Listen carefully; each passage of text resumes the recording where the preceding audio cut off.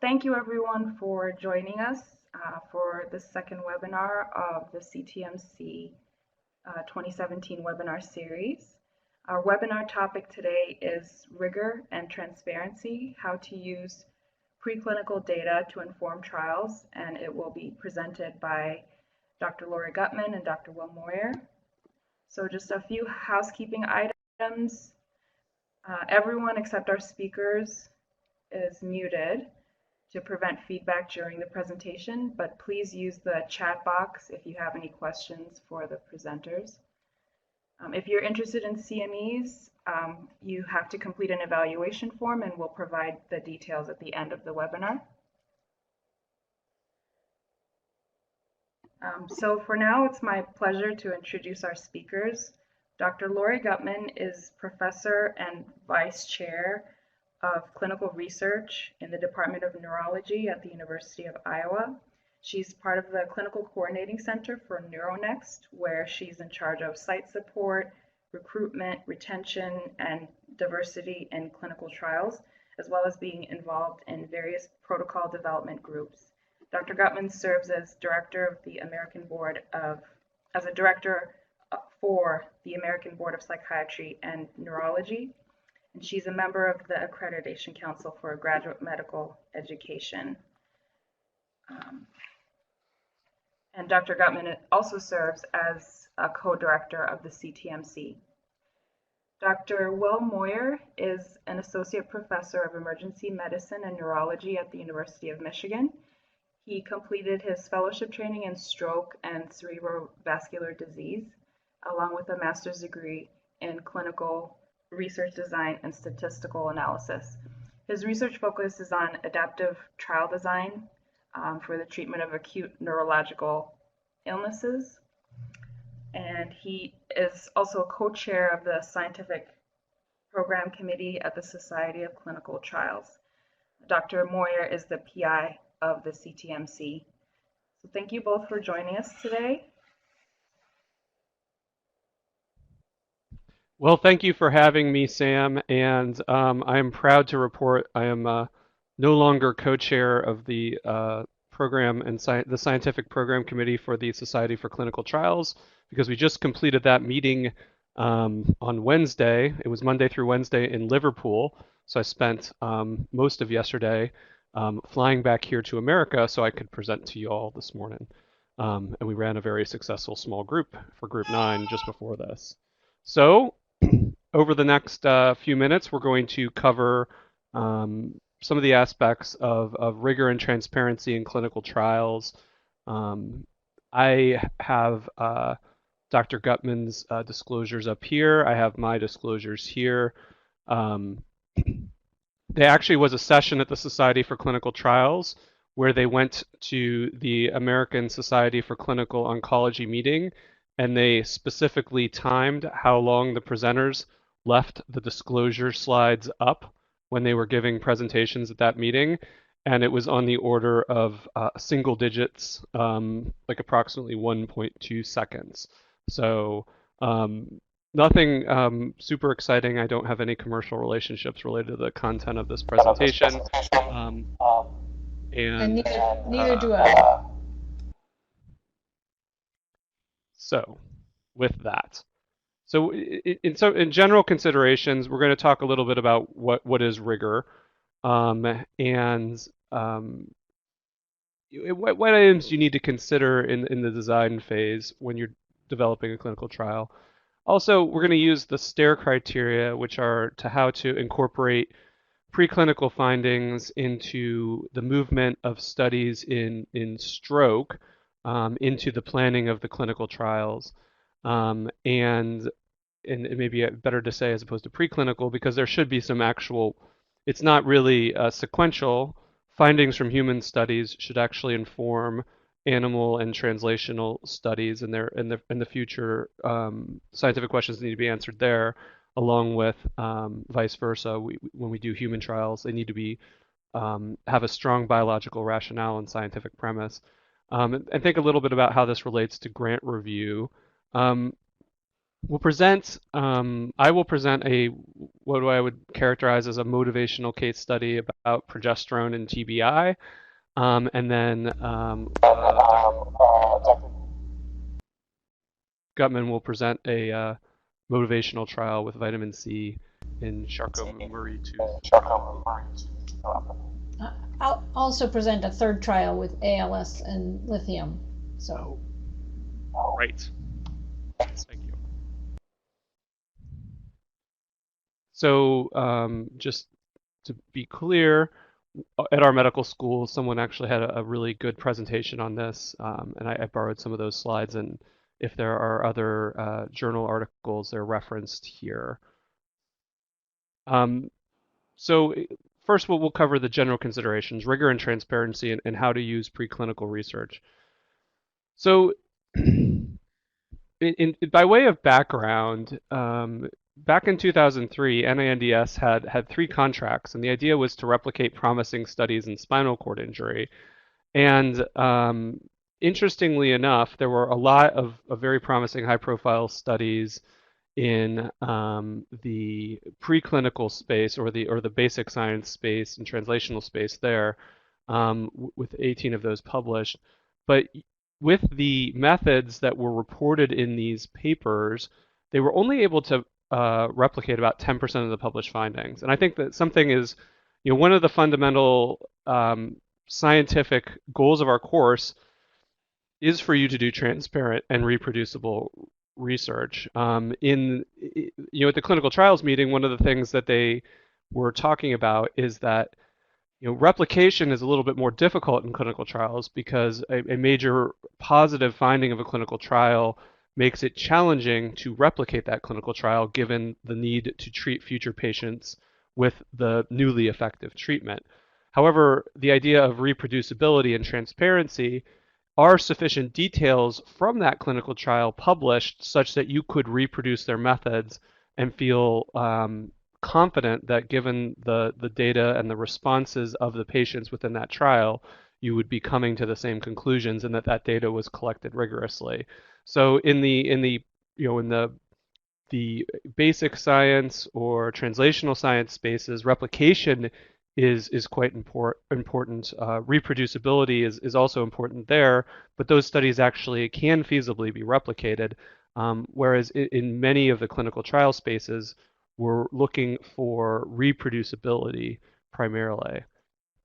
And there was a workshop that was convened by NINDS. The director at the time was Dr. Story Landis, and there's a large group of esteemed authors on this paper, and they really wanted there to be minimal requirements for the translational, the late animal studies regarding how to, this is, we think of the consort requirements for human clinical trials, to really add a lot of those things that improve the validity of these experiments and the reproducibility, including such things as sample size estimation in animal studies, randomization, blinding, data handling, data inclusion and exclusion, stopping rules, and thorough and transparent reporting and accounting for animals and what was sort of going on with each of the outcomes. And this is a great checklist, and often if I'm I refer to it when I'm thinking about working with colleagues who do translational research in animals, so that we're trying to design those studies to meet most, if not all, of these suggestions, because they will help us use that preclinical research.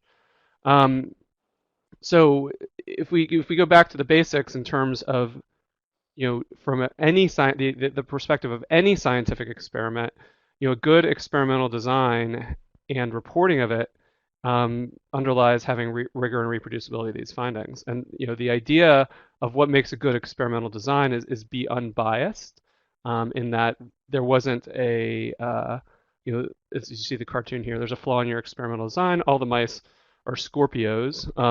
Again, not exactly sure differentially what that would do with the treatment they're testing there, but there may be an impact. Those mice are all too similar.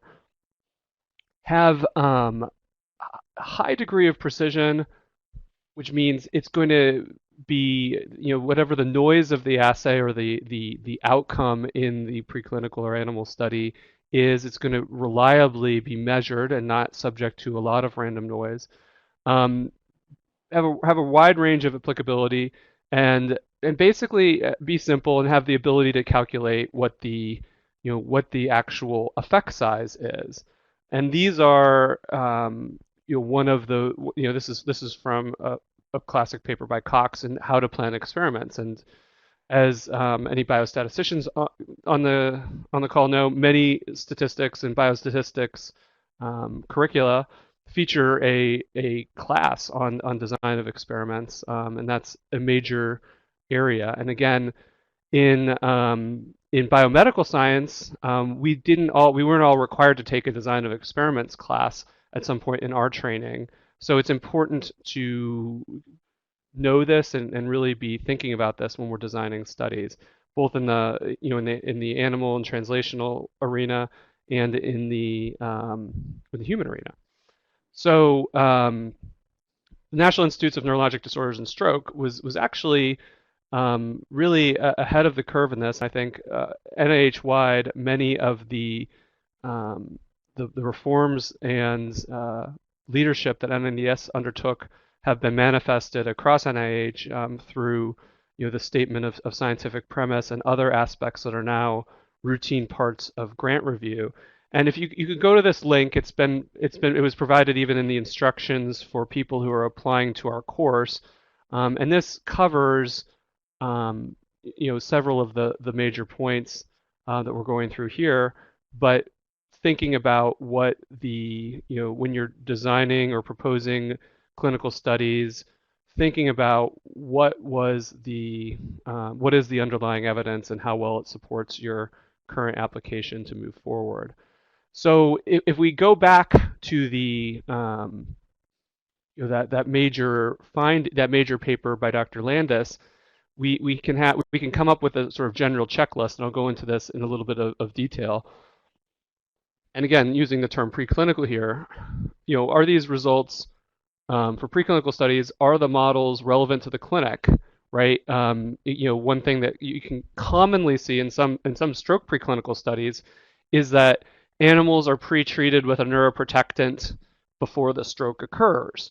And one of the things about stroke that I think we've all sort of discovered is stroke does occur unpredictably. So unless you're going to put the entire population at risk for stroke on that agent so that it can be circulating in the bloodstream before the incident stroke, that sort of mechanism in the animal is potentially not going to be relevant to the clinic. So this is why there's that need for communication with scientists who focus on animals and scientists who focus on humans that say, well, the earliest I think I could get it into somebody after a stroke may only be 30 minutes to an hour or up to 3 hours, 4 hours. So thinking about those aspects, are the results reproducible? Is there variability when it's repeated in the same lab? Again, these are gold standards of what we should be striving for and looking at that research, but it may not always be there. It certainly isn't. And then the robustness of the findings. Have other laboratories using other animal models of disease found similar magnitudes of effect of the proposed treatment? And again, this is what will be helpful to picking interventions that will have the best chance scientifically of going forward. And this checklist here, blinding of treatment allocations, blinding of the raters of the outcome determination, this is good science, either for interventional clinical trials in humans, even retrospective research or cohort studies, or in terms of a lot of these things. Appropriate justifications for sample size are often missing from animal and translational studies, and sometimes the statistical analytic methods are appropriate, sometimes they're not. Getting a sense as to where all the data is going, not excluding deaths, but reporting on those, and properly using missing data. Adequate CNS penetration. This is really something that is a a major part of the translational consideration for preclinical studies. And on our small group today, adequate justification for the proposed dose. What is dose response data in preclinical studies? A lot of times the dose response studies in animals, we would like to see a larger range. Again, this is something that we can work on as a scientific community. Target engagement. Sometimes in neurology, we do have a good sense as to the target. For other diseases, neuroprotection, in particular, in terms of preventing cerebral ischemia from progressing, there may be multiple. A drug may be hitting multiple targets, and it also may be unclear what the exact mechanism of action is. So that's a problem. This is in contrast to, say, a cancer study where we know that a specific part of the cancer biology is deranged and leading to uncontrolled cell growth, and targeting that protein can be very effective, and you can learn that the drug is going to target that protein. And obviously, in some other neurological disorders, the stroke is not the only neurological disorder, we do have a good sense as to what part of the, whether it's the cellular or metabolic mechanism, is the problem, and then if our treatment is actually engaging that target. Pharmacokinetic data, is this in the animal models? Were efficacy studies performed with a route of administration plan for clinic? Again, intraperitoneal maybe is being used in a rat model, and we're not planning on doing that in the humans. Again, it's a parenteral, it's a sort of quasi-parenteral type of administration, but not exactly the same as intravenous, if that would be what we're planning, versus oral administration. And can we get the levels in the plasma and the CSF, if the CSF is an area where we need to be getting the drug, to the levels that they achieved using that route of administration? And did they look at pharmacodynamics? Was there something that actually in the animal studies that can give some link between the biological activity going on from the clinical outcome? And could that pharmacodynamic marker be used in the clinical trial to confirm the idea that the treatment is actually doing what it's supposed to be doing when it moves from the animal to the human? So in 2016, across NIH, there were these major changes in application instructions. And again, in the significance section of the research strategy, clearly delineating the scientific premise is important, and it's a scored review criterion, and it contributes to the overall impact score. And there's actually a space where the reviewers have to discuss whether this was actually described well. Scientific rigor, again, going into what's the biological rationale for the proposed clinical study.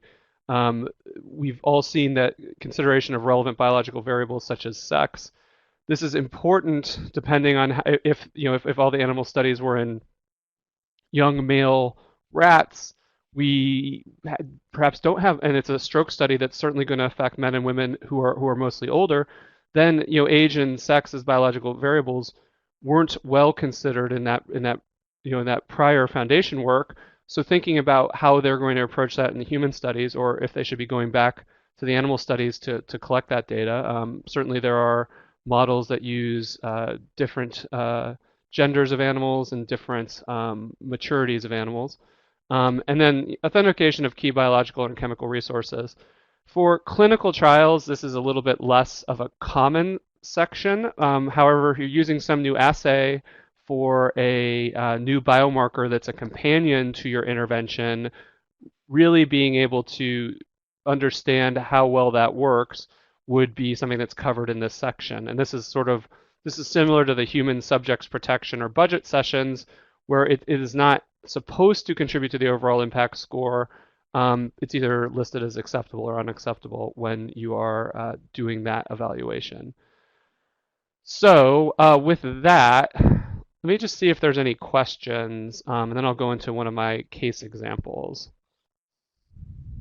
I'll just take a big sip of coffee while I wait for questions.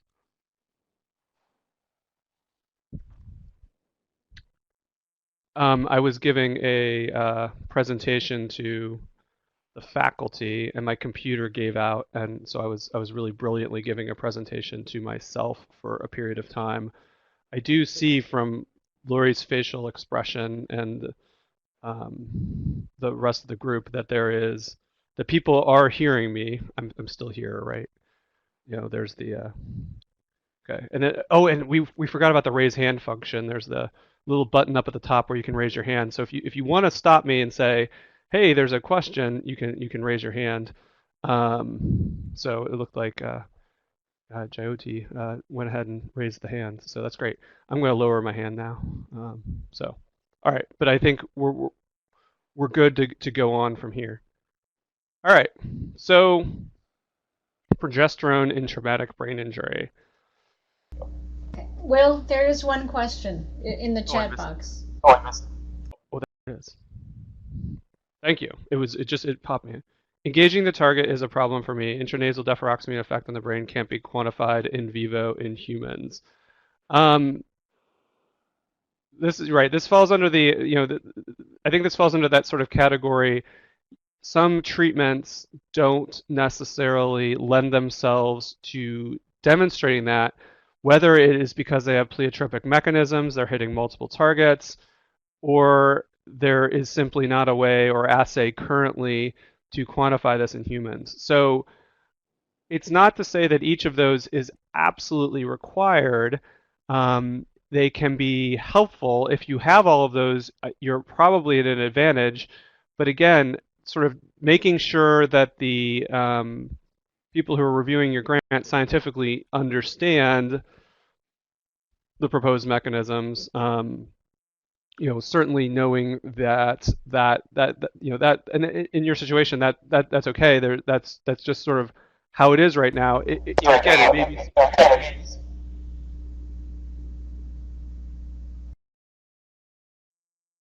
Laurie, did you want to say something? Yeah, I was going to say something. I didn't mean to. I thought maybe I somehow lost you. But I mean, the other thing is this would be where you want to try to see if you can get a surrogate biomarker for engaging the target, right? We have to say that, Will.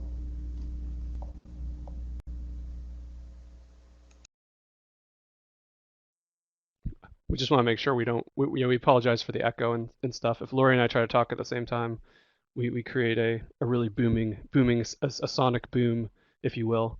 But yeah, no, that's a very good point. And I think one of the things that you were considering, one could consider is, along that causal pathway, is it going to reduce the edema around a hematoma and ICH, for example? So that's, if that's a valid surrogate biomarker that's showing that you have that the drug is actually inducing that activity, that is good. The issue when you have a pleiotropic intervention is that perhaps if it's doing something underneath a different mechanism, if you've misspecified that surrogate biomarker, then you may be sort of led astray. But that sort of is one thing that you have to consider. I don't know, Laurie, do you have anything else you want to put into that?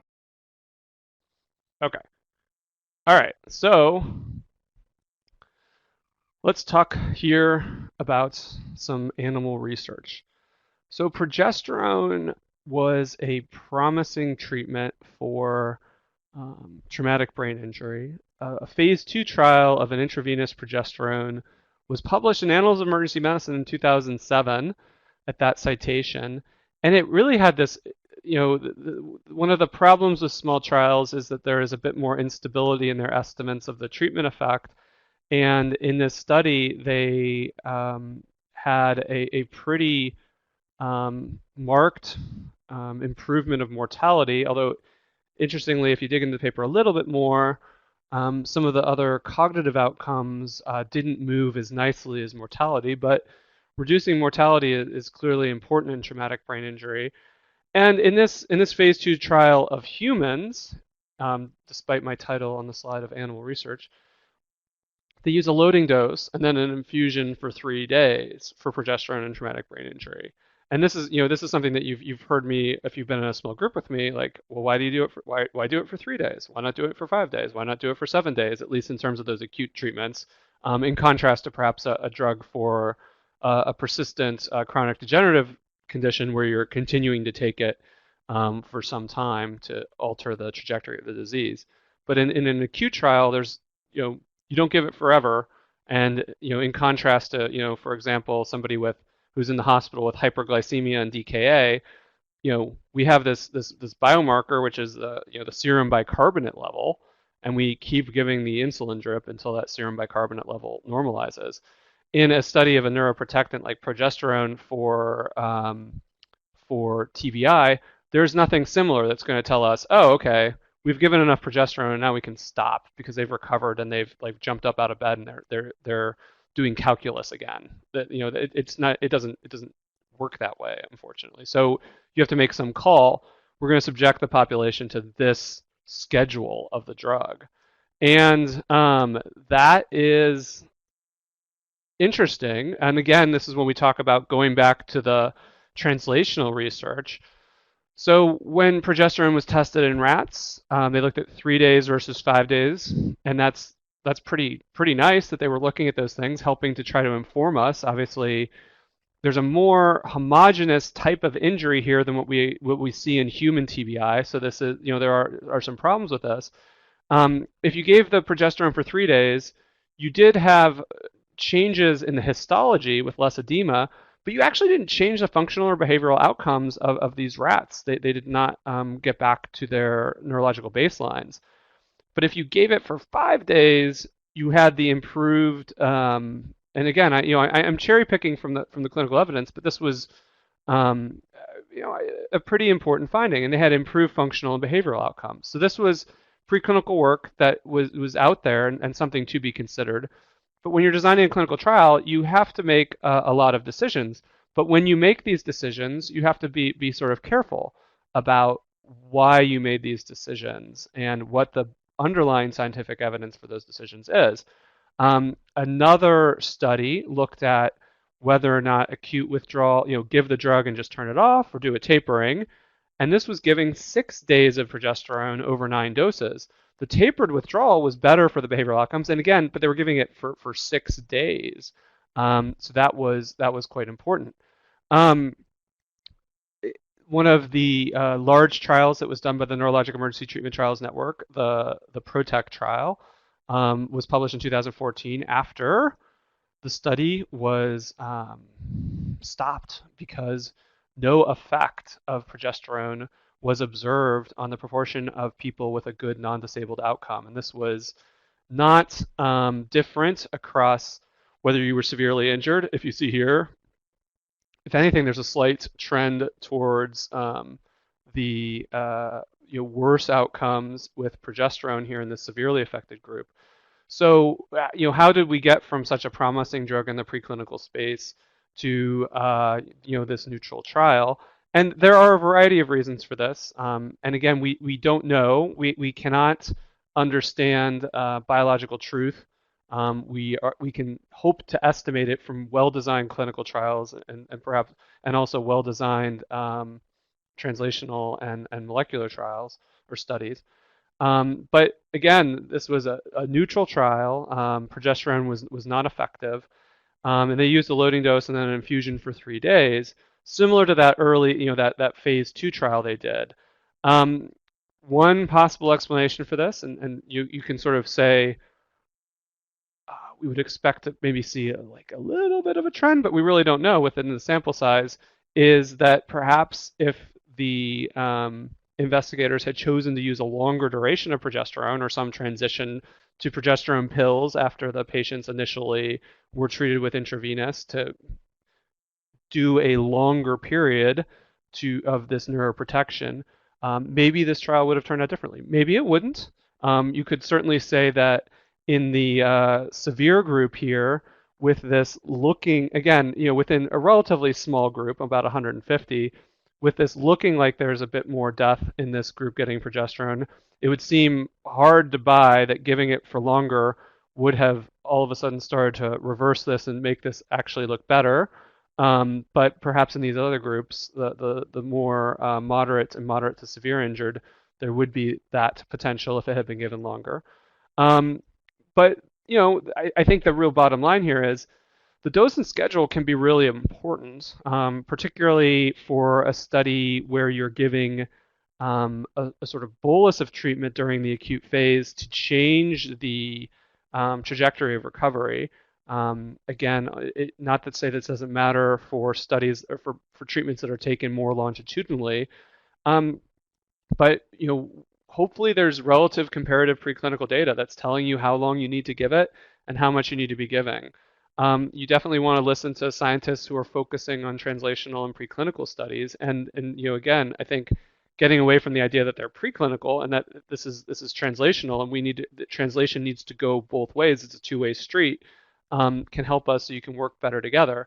Obviously, as we're starting to develop clinical trials, we have to do the best we can so that we can discover new treatments and give our trials the best chance of working. But I think the bottom line is try to really understand the biology and the extant preclinical data about your proposed interventions as well as you can. And not everything's a drug trial. Behavioral interventions. Again, think about what the fundamental behavioral theories and how well they've perhaps worked for other situations, how they've motivated people to change behavior. There's or the fundamental epidemiology and natural history of a disease, maybe where you need to focus. But there's a lot that you need to focus on.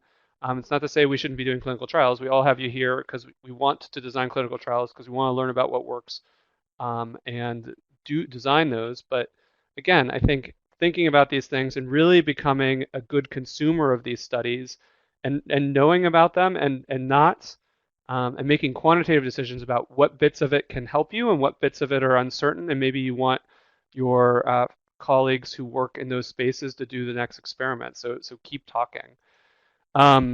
With that, I'm going to mute myself. I guess we can ask if there's any questions, but I'll mute myself and hand it over to Laurie.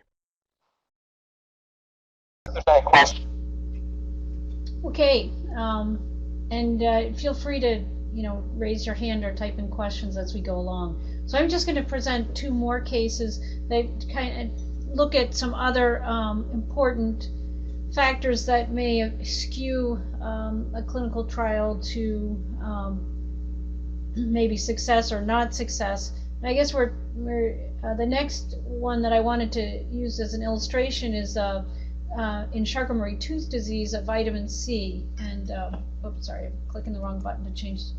So for those of you who may not know, CMT1A is a hereditary neuropathy. It's the most common form of Charcot-Marie-Tooth disease.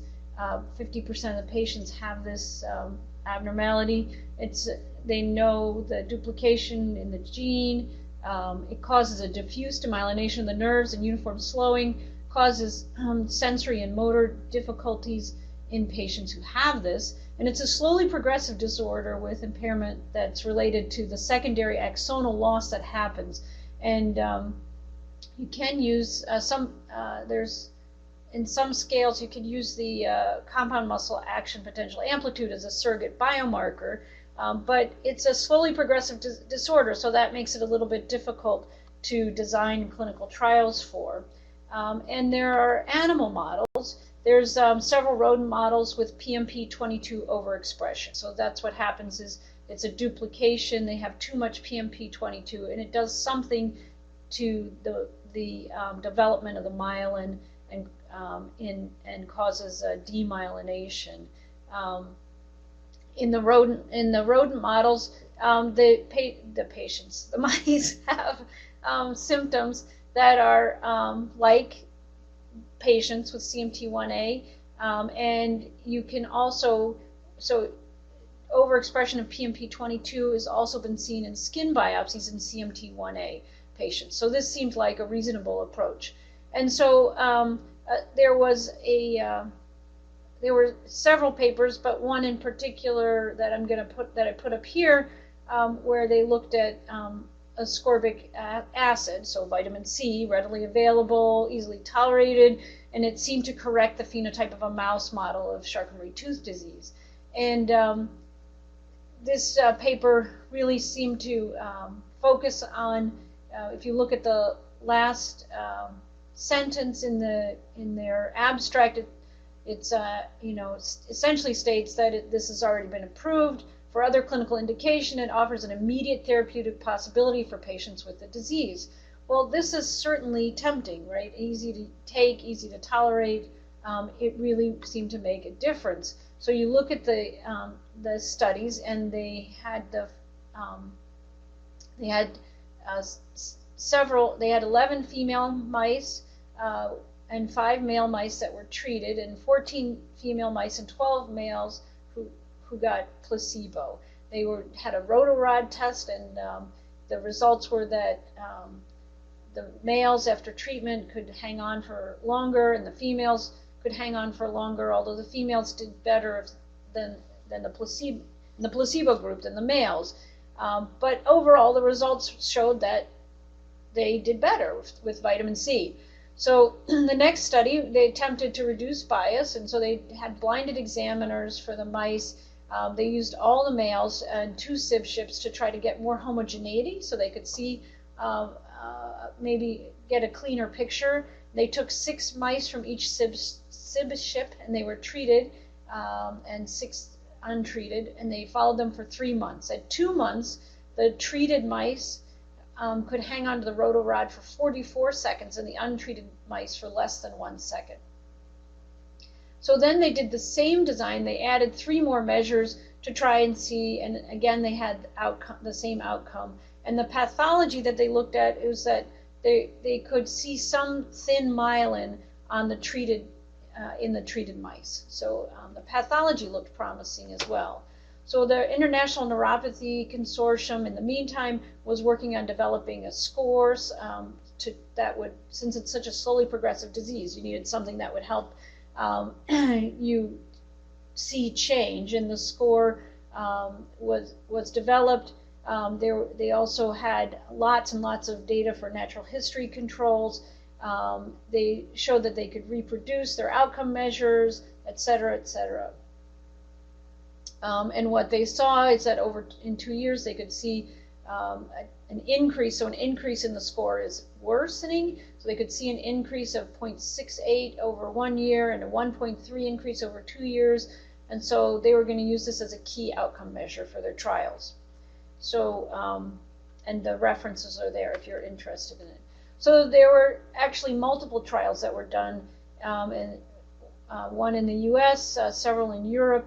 They used high-dose vitamin C in people with CMT1A. And what they ended up with at the end was that there was no change in the neuropathy score in the treated group or the placebo group, and the placebo group didn't match the natural history control. As a matter of fact, both treated patients and those receiving placebo performed better than the natural history group. So the question was, so that was the end of the trial, and the conclusion was that there wasn't support to move forward with a larger trial at that dose of ascorbic acid in these patients. And so then the group went back to the drawing board. They went back to the preclinical people, as Will talked about, and reviewed everything. What they saw, this is the graph that just shows, so the natural history data shows this change in the CMT,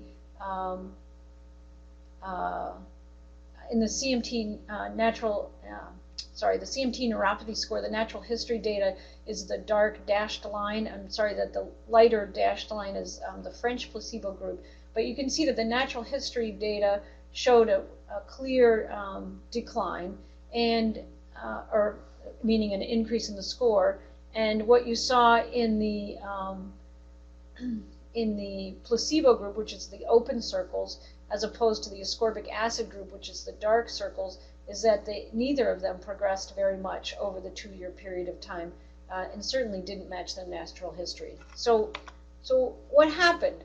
Well, they looked at the dose conversion, and that was good, mouse to human. And then they looked at the mouse model. So what they saw with the mouse model was that when they went back and looked at it, it's really a model of dysmyelination. So the PMP22 overexpression in the mouse, in that particular mouse model, was more of a dysmyelination rather than the demyelination that we see in the human disease. So the mouse model didn't quite match, so that's a first problem. Then they looked at a lot of the changes were in the male phenotype, and in that particular mouse model, the male phenotype is much worse than the female phenotype, and so they saw a much larger change compared to when they had the mixed male and female. The blinded investigator was important to do. It did try to reduce the bias, but also, the power in the animal studies was lacking. It looked very promising. What did they do to try to reevaluate this? One of the decisions was to try to do a better mouse model. So there's a C3 model. They have a better rat model. So going back to the robustness of the preclinical data that Will talked about, so looking at it in other animal models is now important. And so the lessons learned was that they needed to do more increased preclinical rigor for this, and go back to the preclinical data. They partnered with a company to do all the preclinical trials to make it even more, to get rid of the bias completely and have a more rigorous study design based on the information that we presented earlier in this talk. And then there was a modification of the neuropathy score to try to enhance capturing change in this slowly progressive disease. And so that's a version 2. And now there's also a rash analysis that helps to look at change a little more sensitively. This is at the Jackson Laboratory. I just like this picture of the little mice because it's just, this is for Huntington's disease, but this laboratory has very good standards for preclinical trials. So the next study that I just wanted to talk about a little bit was the Lithium and ALS story, and some of you may be familiar with this. ALS is a devastating neuromuscular disorder, no treatment, progresses more rapidly, so you don't have the same problem that you have in CMT. And lithium was initially tried because it demonstrated some effect of inducing autophagy and reducing the swollen mitochondria and increasing normal mitochondria. So there's a thought that it might be more protective of the motor neurons. So pre-treatment of cultured brain neurons, they showed some reduction of the apoptosis. And then there was a study done in the SOD1 mutation mouse that showed prolonged survival and recovery of cell pathology. And so this was a study that got the ALS community, as both the physicians and the patients and researchers, in a bit of an uproar, because this study was published with both preclinical and clinical data in this particular study. And the references there, if you're interested in looking at it, what they showed was that there was an increased survival in mice. So they started the lithium at 75 days and of age, and then they had a placebo, and there was clear prolonged duration of survival. There was also delay in the onset of any kind of gait impairment or paralysis in the two groups of mice. And then when they looked at the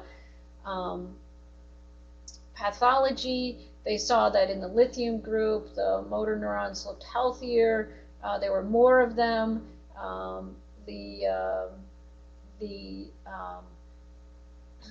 The other changes that you see were reduced in the mouse models as well. Now, interestingly, to go back to what Will was talking about earlier about making sure that all the data is presented clearly in the preclinical, they do mention in this paper that, so if you think about pre-treating someone for ALS, if you know that they have a gene, you might be able to do that. But if you don't know that they have a gene, you're already, you can't just pre-treat everybody and to try to prevent ALS. So they say in the paper, that data not shown. They did take some patients or some mice where they started them on lithium once they developed motor symptoms, and that they just stayed in there, that the outcome was similar. So, but you don't see the data, and you don't have that there. You just have the data for the pre-treated mice. So in the clinical trial that was in the same paper, they had a control group and similar baseline values between the two groups. So there were a total of 44 patients that were treated. 16 were on riluzole and lithium, and 28 on riluzole alone. And they got a daily dose of lithium for 15 months. So what this study showed was that the effects of the lithium, and if you look at so all the patients in the lithium-treated group survived. Some of the patients, and again, to go back, there were 16 patients in the lithium group and 28 patients in the riluzole alone group. And so all the patients in the lithium-treated group survived. Some of the patients in the riluzole alone group did not. There was a change, so the pink are the controls, and the blue are the treated patients. And you can see on just about every curve that it looks like patients did better. So 30% of the controls died. So there was a huge push and from the community for open treatment to just, lithium's out there, just, it's FDA approved, just give it to everyone with this disease with such a bad outcome. So there was rapid movement for a time to event trial that would be randomized, controlled, and blinded, and the design that was put together was a joint effort between several ALS groups and NINDS, and it was heroic to try to move this as quickly as possible, which is oftentimes difficult to do with federal funding, just because it's the federal government, and I'm not saying anything bad about the federal government, but it just is, that's the way things are. It's hard to move things forward rapidly in other settings as well. And it was very quickly designed as a futility study, as Dr. Conway is already commenting. So this was really, like I said, a heroic effort. So the concerns were that the mouse model was a poor model for this particular disease, and we know that the SOD1 mouse model is really failed multiple times in predicting how clinical trials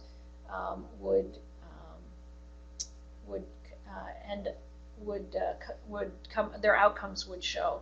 And there were lithium levels done in the clinical pilot study, but that was also just a single blind study. There were other preclinical studies that suggested there was only a limited range of efficacy for lithium, so there was a concern about the dose, what was the right dose, and was there potential toxicity in some other preclinical trials with prolonged use of lithium. And because the study was small and only a small number of patients got the drug, they didn't eliminate a small positive effect. Oh, my last slide is missing here. But so what happened was what happened with the trial in humans, right? So what happened in the trial in humans is that they at the first interim analysis, so the plan was to do a futility study, and at the first interim analysis, if they showed that there wasn't a significant difference, or the interim analysis would come at 6 months, or it would come after there were 55 events, and the events were either a drop of 6 points in the ALS functional rating scale, which was considered significant, or deaths. And so that's at the end of the clinical study, what they found was, with everyone masked, patients, evaluators, everyone but the pharmacists were blinded, and they had a placebo control study. 40 of the patients were on lithium, 44 got placebo. Out of that, 22 out of 40 reached an event, and 20 out of 44 placebo patients reached an event, and it was felt to be futile. So the study was stopped, and that was pretty much the end of the lithium story in ALS. But again, the points are that the mouse model wasn't a good model for this disease, and that although there may be some small positive effect, it certainly wasn't the effect that was shown in the paper that brought all the community together to then do this study to answer the question. So those are 3 cases I think that you find helpful about the importance with different issues in the preclinical arena. We can talk about questions about any of this if you guys have any questions left after Will and I have sort of beaten this all to death. But I'll mute my microphone if Will has more to say, or wait for some questions from anyone if there are questions. Very nice presentation, Dr. Gutmann. You know, I don't have a lot to add other than it's really important to know the biology of your disease, and that there is a dizzying amount of translational and preclinical data out there, but it is time well spent to really think about it and be a critical consumer of it as you move to develop clinical trials and really do some digging and when there's so much to navigate, talking to colleagues who do work in that area from your institution or even other institutions is just time well spent to help sort of curate through the large amount that's out there. And again, everything that Dr. Gutmann and I are saying is a little colored by the retrospectoscope, in that we can go back and look, this, we should have seen this thing, we should have seen that thing. So it just means that as best you can, try to understand the important articles that have been there, applying those checklists and those rigor guidelines to them, the STAIR criteria, etc. But this is what explaining this well in your grant application, it can really put you quite ahead, because it, particularly NINDS, the preclinical and biological rationale is very important, but that has definitely been adopted trans NIH in terms of the scientific premise and the rigor. So these are things that, even if you're not going to be going at NINDS, remain important and just remain good science. So I would say, the one thing that's very important, you said that I think we illustrated, but bears saying again, is that understanding the biology or the pathophysiology of the underlying disease can't be stressed enough. Especially sometimes you see something clinically and you say, oh, this patient did really well, and so I want to go back, or these patients seem to do really well, and I want to go backwards and try to do a study looking at this. What you really need to do first, before you do a study, to look at, does this particular procedure or treatment have an effect on disease progression or disease. You need to go back to that preclinical data, and if you don't have that preclinical data that tells you why that particular intervention might have an effect on the disease, then you really need to get that. It makes such a difference.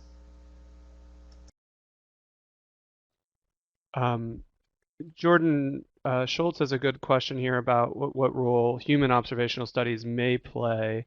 In terms of defining the natural history, depending on how things have been collected and how the population looks, sometimes they can be extremely helpful. Observational studies of interventions, like for example drugs, can be a bit more problematic. I think if people were to Google the Women's Health Initiative for estrogen, that's and this is something that Chris covers, and that we sometimes cover in some of our courses or our in-person lectures. But It just bears to mention that, and I won't steal too much of the thunder from that later until you can see that later, but you can Google that now and see that the observational study of estrogen in postmenopausal women were very encouraging because people could just do it because it was an FDA approved drug, and a lot of people just did it. And even in nursing studies, there were confounders that were very important regarding socioeconomic status that when they finally went around to doing the randomized controlled trial, there was reversal in that those agents tended to actually increase the risk of stroke and cardiovascular events as opposed to reducing them. So that there can be a role, but again, you have to be cautious about being. It may be able to provide some enthusiasm or anti-enthusiasm for an idea.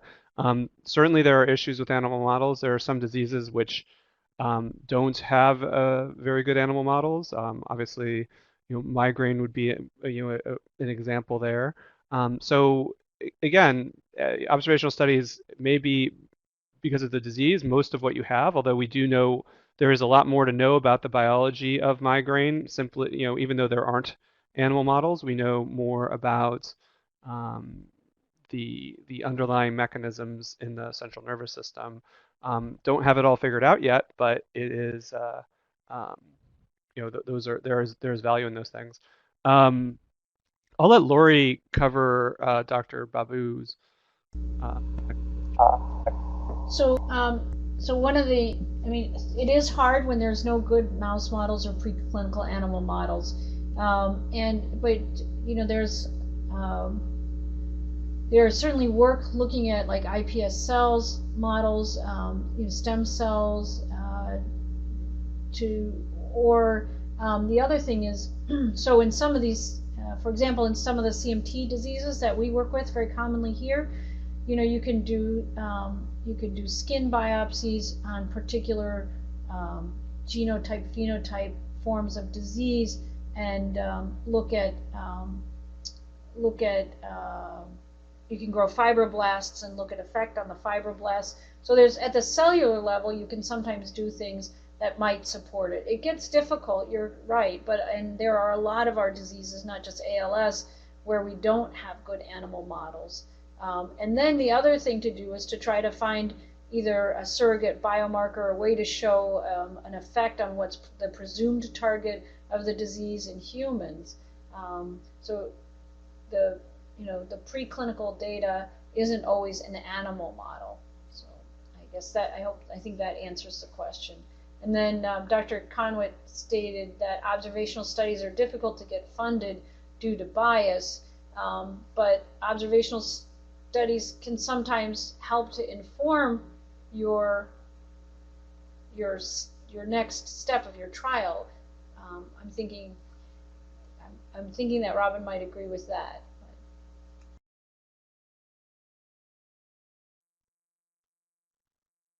I guess if there's any other questions out there, maybe if somebody wants to raise their hand. I see Dr. Hartman is typing. I guess while he is finishing up his question, I think Sam would probably appreciate me covering the way to get CME. If you see on the bottom, there's a web link in the bottom left-hand corner, bit.ly/r25eval. I created this bit.ly link, so it's not going to take you to a really weird place on the internet. If it does seem to be taking you to a really weird place on the internet, please contact us. It just will take you to a University of Michigan Qualtrics survey, and then you can request CME for this session there.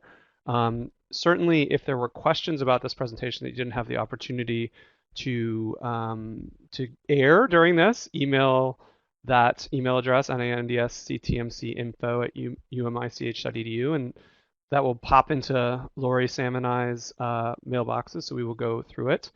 And Dr. Hartman's comment over there. There are some novel analyses for observational studies, but they may be tough to get funded because some of the methods are just now being more widely used and thus may not review well. Great statistician can help with this. And again, it sort of depends on the observational method. If it's something like a propensity score matching to develop sort of a new cohort from natural history, there's still always that potential unmeasured confounders bell that is hard to unring, but definitely agree consultation with great statisticians is very helpful in terms of thinking about what can be accomplished. And some observational studies, prospective cohort studies, depending on the rarity of the disease, to really define the longitudinal course of a disease can be helpful, but that can also be part of a placebo group within a nice, well-conceived clinical trial.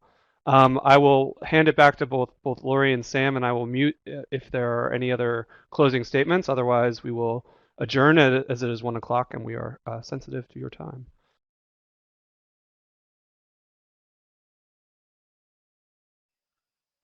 Well, thank you, Dr. Meurer, for the great talk. Our next webinar will be on May 26th, and the topic will be small sample size clinical trials, and our presenter will be Dr. Chris Coffey, so hope to see you all on the 26th. Thanks, everyone.